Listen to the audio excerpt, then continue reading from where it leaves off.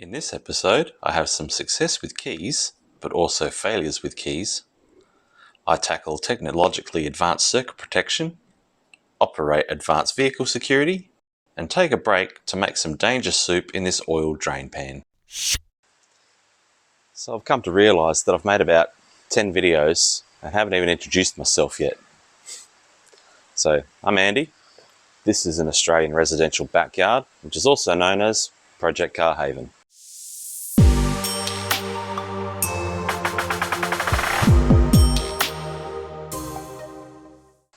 I've always loved the first generation Celica. Ever since I was a small child, I can remember them being in my life. My uncle had one.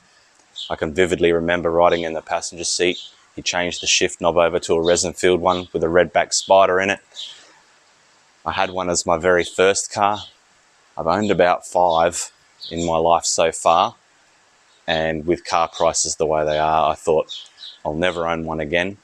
This one came up at a very good price. I've never had a flat light Celica, so this is kind of exciting for me, at least.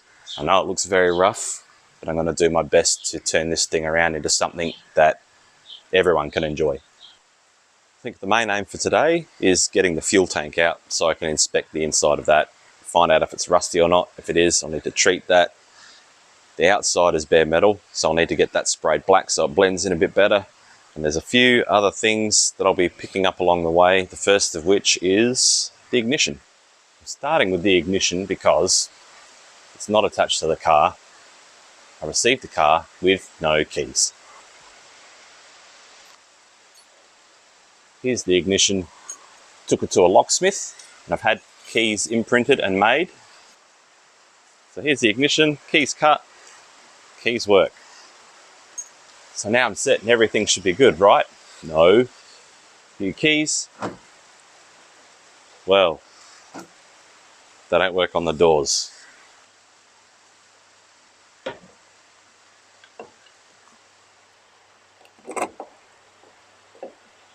They also don't work on the fuel cap.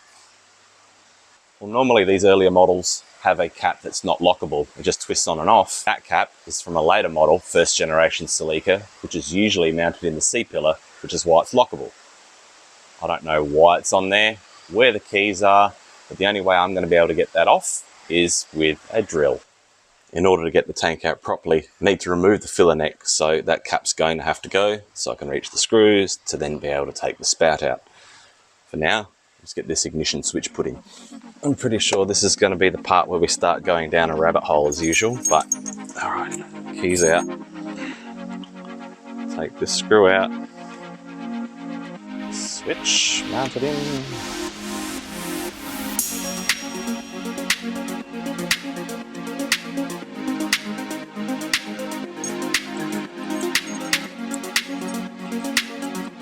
All right, springing back.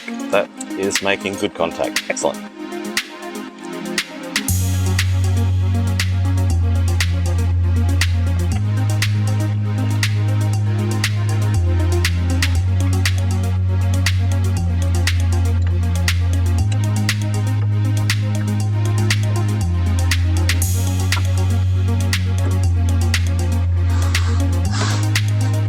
No steering lock.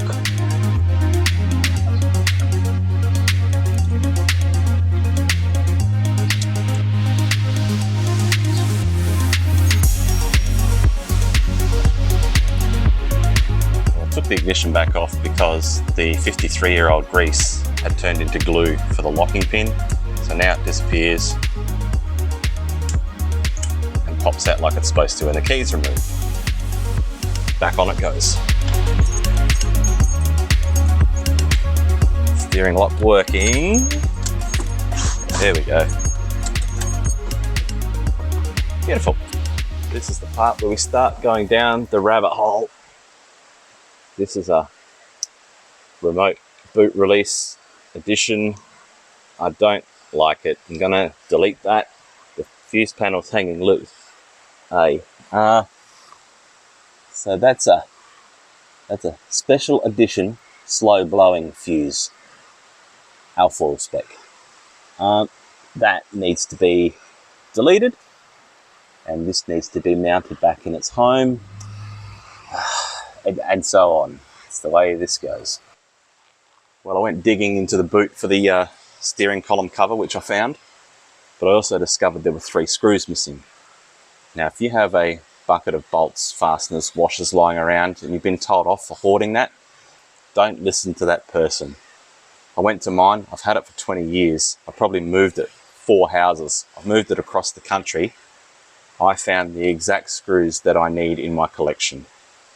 This thing will be able to get put back together without me attempting to find them from an auto parts store or a hardware store. Unlikely. Hang on to your spare fasteners. They'll come in useful one day. Alrighty.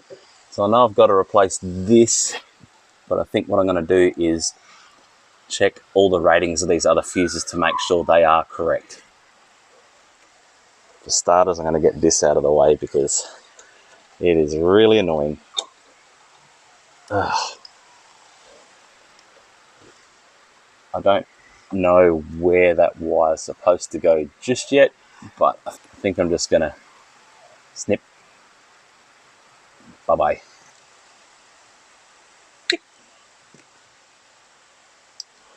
Maybe they can join up later. I'll leave that in place in case it's supposed to go there.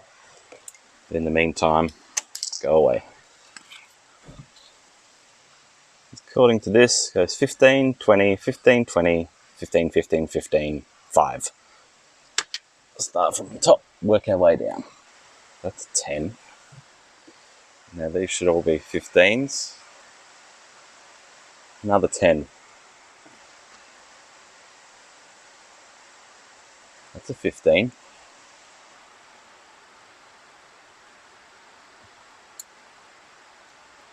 Bye-bye.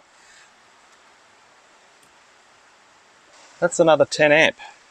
There's a lot of 10 amp fuses where this car doesn't need any.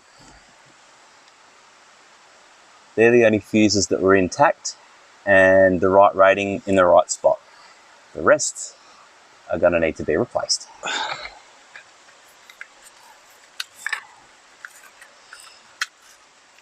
That's all the fuses except for the last one, but I don't have a radio anyway, so it doesn't really matter. On to removing this guy. So this is the solenoid that was controlled by that button for a remote release. No boot lock. I'm going to get rid of this and set up another system, and I may delete the boot lock completely so it can only be opened by a cable or internally after you remove the rear seat. First I've got to unbolt this to access whatever this cable is doing. I need to clear all this stuff out. It just keeps getting worse. Okay. There's the bag of goodies from inside before. It's gauges from a Monaro for some reason. Totally wrong make of car. Oh, spare dash, rusty gauges. I'm sure they'll be useful. Oh, sun visors, door handles, some trim, some aftermarket mud flaps. They can go in the bin. Rear view mirror, some more gross trim. Oh man, what's this? Some chrome. That's probably from this Monaro as well. Figure that out later. Wiper arms, yes.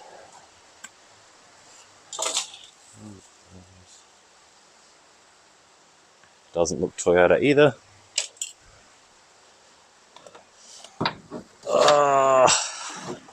Manky door cards. Well, they might make for good templates.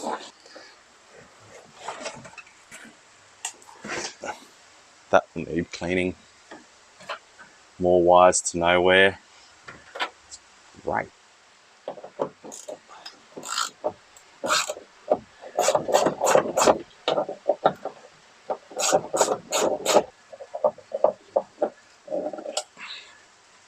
Isn't that nice?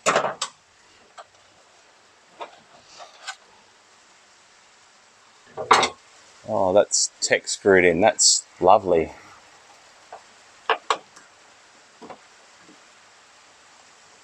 Look at this. This stuff. Oh man, what a mess. Oh, this earth wire for who knows what. This tape can go.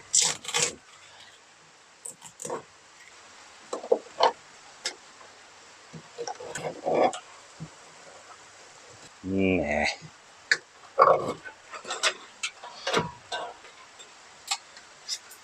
Get out of here. You two. Spare wire just hanging out doing nothing. That can only wind back to that. That's stuck by that. How did they even get this in here? I do not know.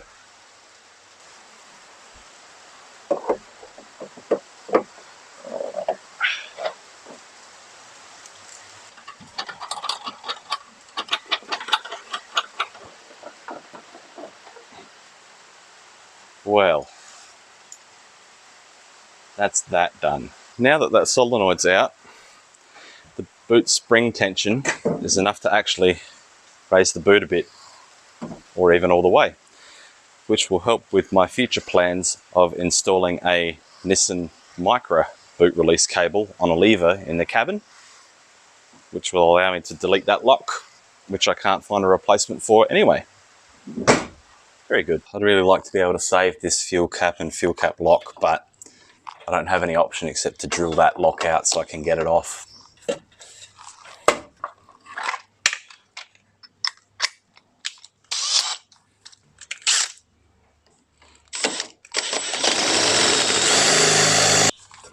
Alright, cap's out. Thankfully the back side of the cap didn't show that it had drilled right through, so hopefully nothing fell into the tank, this stuff. If it did, I'm probably going to flush the tank out anyway after I get it out to inspect it.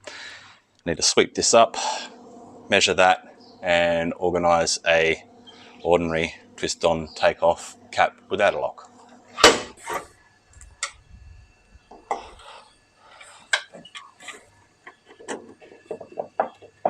Very important not to drop that in the tank.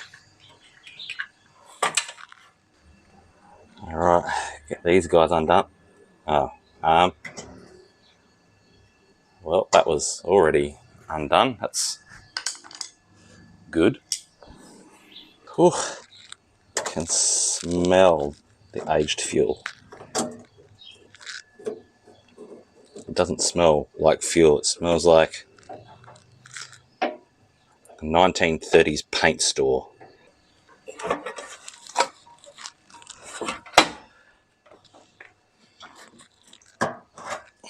Ooh, first glimpse. All right, let's have a look. That, it's not great, but it's not 100% horrible. I'll try and show you a bit later.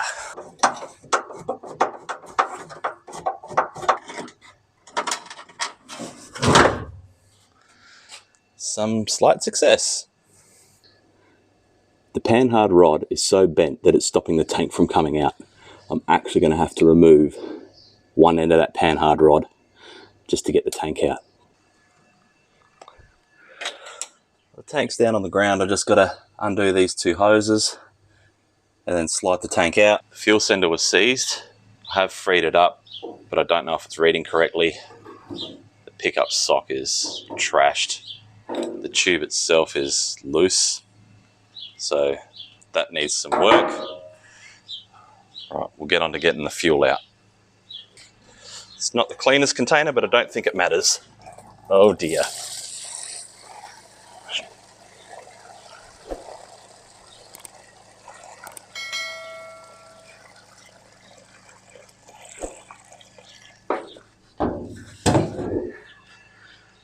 That's gross. And on that note, I think we'll say that's the end of this episode. In the next one, I intend to get that tank clean, get it painted, and then remount it back into the car. I'll see you in the next one.